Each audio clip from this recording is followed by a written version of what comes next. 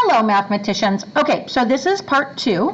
Today we are going to take a look at the volume of a cylinder and volume of a cone because they have a similar relationship as the rectangular prism and the pyramid. 3 cones fit inside 1 cylinder. So we'll talk about that as we go through the process here. Okay, so let's go ahead and read the first problem. What is the volume of a cylinder in cubic meters with a height of 5 meters and a base diameter of 20 meters? Round to the nearest tenths place. Okay, so the first thing I want to do is I want to draw a picture. So I am going to go ahead and sketch in my cylinder. I always start with a circle, or an oval. I bring down my sides, and then I kind of sketch in a circular bottom, or at least a oval bottom. Now, let's go ahead and start labeling what we do know. The height is 5 meters. So over here, I'm going to put 5 meters. The base diameter is 20 meters. Okay, well, here's the base. This is the base. And notice that the base diameters go all the way across. So the diameter, I'm going to draw a little arrow here, is 20 meters. So now I have drawn my picture and I have labeled the information that I know. Now, to find the volume of a cylinder, we go with the same formula. Volume equals the base times the height. This time our base is a circle. So my base formula is pi r squared times the height. Now I notice that in order to do my formula, I need a radius, but I don't have a radius. I have a diameter. So I have to remember, how is a diameter related to a radius? A diameter is 2 times the radius. Or I could say that the radius is 1/2 of the diameter.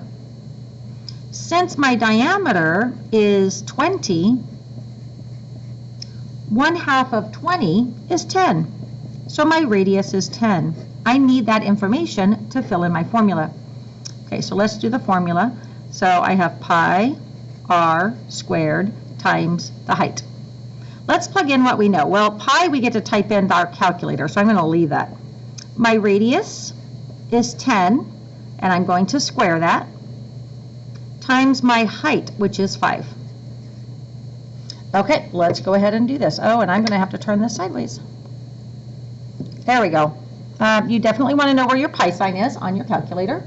So I'm going to do pi times 10 squared times 5 equals. Okay, so my answer is 1,570.79632 blah, blah, blah. Now, they want me to round to the nearest tenths. They want me to round here. So now I need to decide, is this closer to 0.70 or is it closer to 0.80? So I notice that this 9 here, I'm closer to the 0.80. So I know that's 8/10. I help you guys to see that this is like 7080. So when I round it, I'm going to get 1,570 and it is closer to the 0.80. So I'm just going to put the 0.8. Remember, mathematicians, we don't put a 0 there at the end. So I just dropped that. So I would type this into Delta Math. I would check my answer. If I have it right, I woohoo and go on to the next one. If I have it wrong, I go back and check in my work, where did I get my mistake? Okay, let's go ahead and work on volume of a right circular cone. Okay, right circular cone. I'm going to give you a show. That's really just an ice cream cone. So what I'm going to do is sketch in my cone. It looks like a birthday hat. There we go.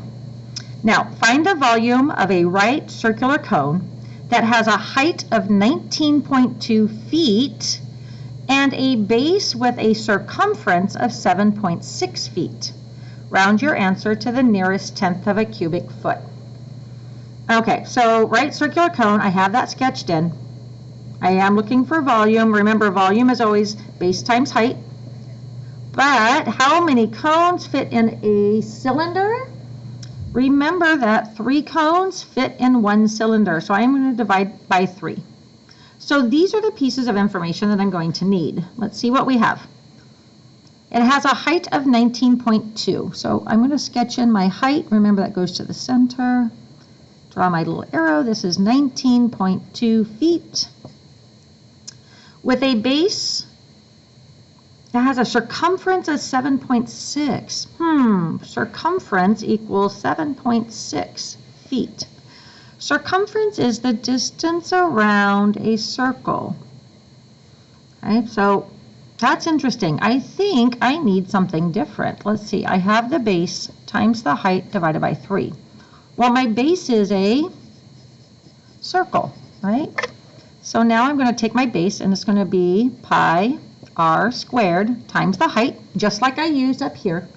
But I'm going to divide by 3. In order to solve this, I need the height, which I have, but I need the radius. I don't have the radius. I do know what my circumference is. So I'm going to have to think way back. Remember that our circumference is pi d. And if I know that my circumference is 7.6, 7.6 is pi d. So now what I need to do is I know that if I find my diameter, I can get my radius. So I'm going to have to work backwards on this one. Let me go ahead and get my calculator. I notice that I have 7.6 here and I have pi here. I know that pi is a number, so I can actually divide by pi on both sides. So I'm going to clear 7.6 divided by pi equals, I have 2.41915 equals the diameter. Well, I am going to have to round because I don't want to have to multiply that. So what I'm going to do is, first of all, I need my radius. So in order to get my radius, I'm going to go ahead and divide both sides by 2, right? Because there's 2 radiuses, radii, in a diameter. So I'm going to divide both sides by 2. So divide by 2. So now I know that my radius is equal to 1.2095, and it keeps going. Well, I don't want to keep all of that number, so I am going to round. And they did want us to round to the nearest tenth, so I want to round here. So is it closer to 1.20 or 1.30? Well, if I look here, it is closer to the 1.2. So the radius is, oh, and I'm running out of room. I am sorry, I wasn't watching. 1.2. But I'm not done yet because that's just the radius. Now I got to take this and plug it back in up here, right? So now my formula is pi times my radius of 1.2 squared times my height, which is 19.2, divided by 3. Now I know that looks really messy, but that's actually quite easy to type into our calculators. So let's go ahead and start doing that. I'm going to do pi times 1.2 squared times 19.2 equals.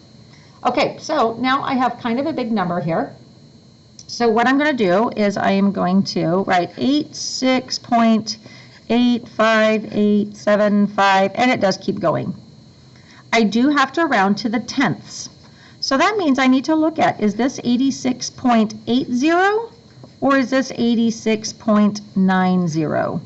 So I'm looking, notice that this is an 85. 85 is closer to 86.9. So my volume here is 86.9, and I was using feet cubed. Okay, those are a little bit harder because you have to do 2 steps. So be careful as you're working in Delta Math. If you have questions, let me know. Go in and work on your cylinders and cones, and then come back for part number 3.